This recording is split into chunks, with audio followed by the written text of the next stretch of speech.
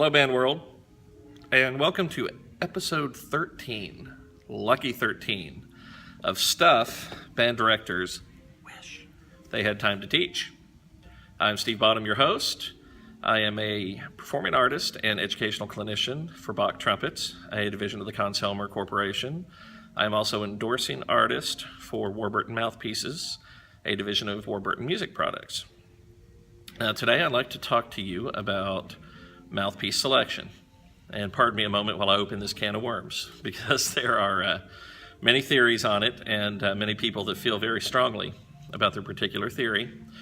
I'll be the first to admit that there are multiple paths that are successful. I'm going to talk about one or two today, but since this is my show, I'm also going to give you my particular philosophy. Now, I would never presume to say that my way is the only way on anything, but I will say that my way is certainly one valid way that works, and it may or may not be right for you. Now, there's kind of a certain mythology out there. It's perpetuated in college in music methods classes that especially if the future teacher is not a trumpet or brass specialist, then they're going to learn these processes, I'll call them, where everyone starts on a Bach 7C mouthpiece, and then at this age they have to switch to a 3C, or sometimes they'll have you switch to a 5C as an interim, and then when you go to college, you've got to switch to a 1 1/4 C or a 1C or whatever. The way that comes about is, again, just for someone who's not a trumpet or brass specialist, just giving them at least something to go by. And I came up under that philosophy, and it worked for me, it worked for others. But then as a college player and later as a professional, I kind of branched out, and I wouldn't necessarily subscribe to that now if I were starting a beginner. Now again, mouthpiece size is as personal as shoe size. For instance, I wear a size 12 men's shoe. I find it very comfortable, obviously. But you give my shoes to Shaquille O'Neal, he's probably not going to find it as comfortable.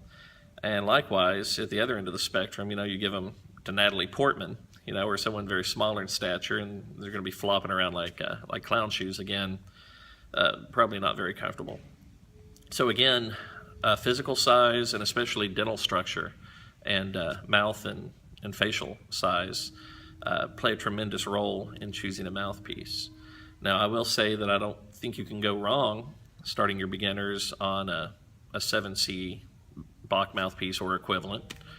It's more or less the industry standard, I admit, even though as a professional I've chosen to play a different mouthpiece, though I do strongly endorse Bach trumpets, their instruments. But I'll put it this way. I started on a 7C, and then when I started taking lessons, I was in 8th grade, and my teacher was like, I think it's really ready to move you up to a 3C. And my band director was resistant. They had a conversation. Long story short, I moved to a 3C. And then, go away, fly. I think it's the last fly the same fly from last episode. So anyway, that's right, you can see on my shoulder and watch. Good Lord.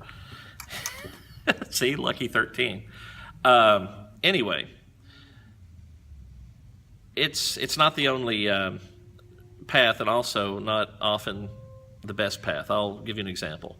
When I was in 10th grade, my first high school, I went to 2 different high schools. I was helping the band director move some filing cabinets, and I found this old beat-up mouthpiece behind there, and I looked at it and rubbed the smutch off, and and it said Bach Mount Vernon 1 1/4 C. And I was like, oh my God, this is collectible. Band director was like, okay, whatever, you can have it. So we went home, cleaned it up, soap and water, and then with some Flitz metal cleaner, which I like to use. I think it's really effective.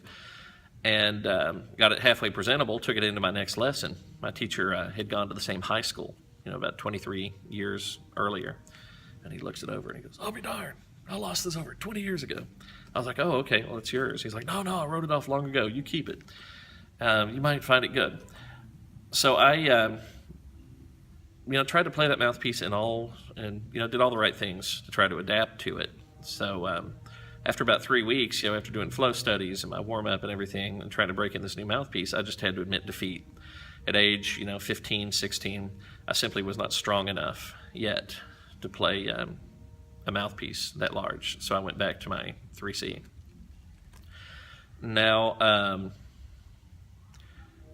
again, like I said, there's no set time, when you have to switch, to a larger mouthpiece and everyone has to play the same size.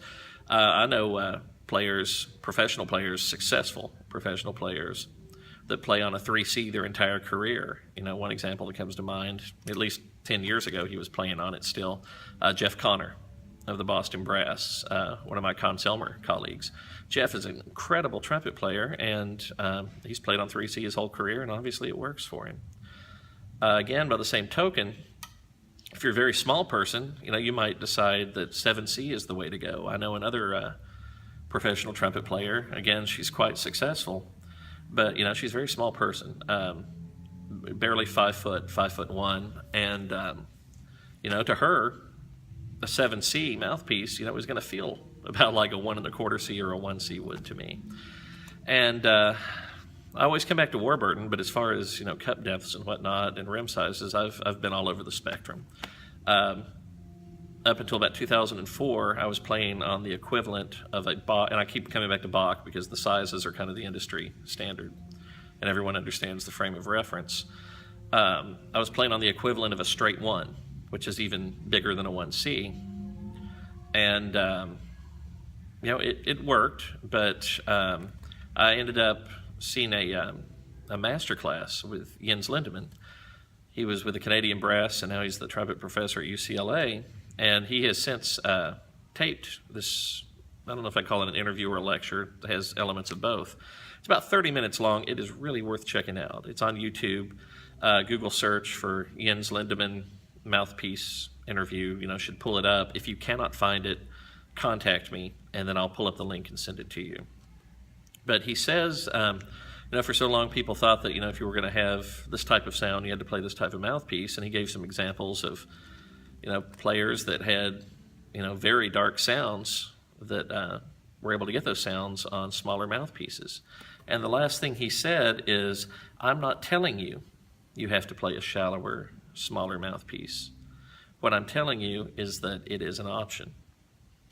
And I noticed I was getting, a nice sound, but by that time that tonal concept, was really ingrained in my head, and I felt that I was working, a little too hard for some things. So I went back to my current equipment, Warburton 4M with a 4-back bore.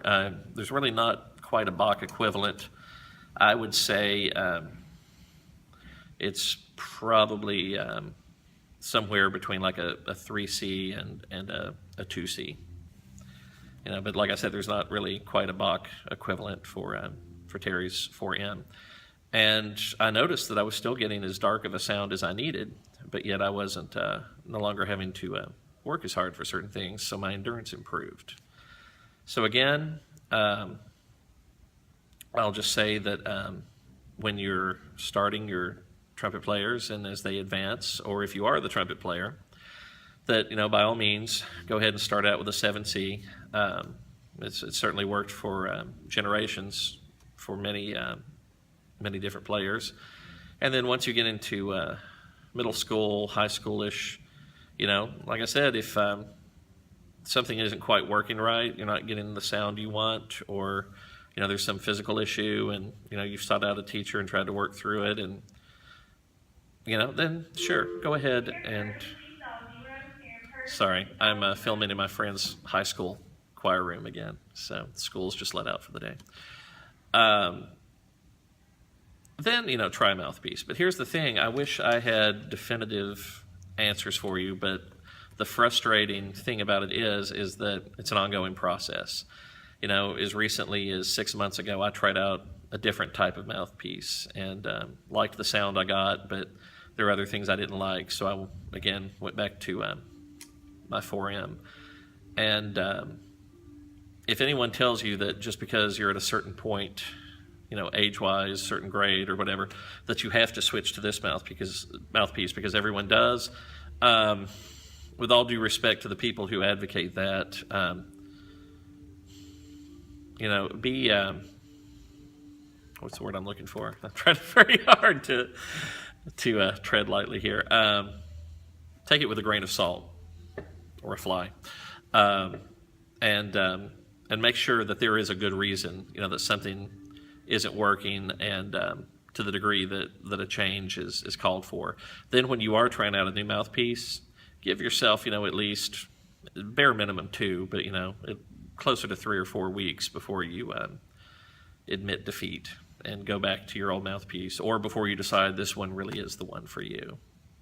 So again, like I said, it's a very difficult subject, with no clear-cut right and wrong answers, but I hoped, if nothing else, I would at least take away a bit of the shroud of mystery and help point you in the right direction as you do go on your trial and error. That's the holy grail of trumpet players, by the way. We all joke about the magic mouthpiece. So again, this is lucky number 13. Beware of flies, and thanks for watching. Bye-bye.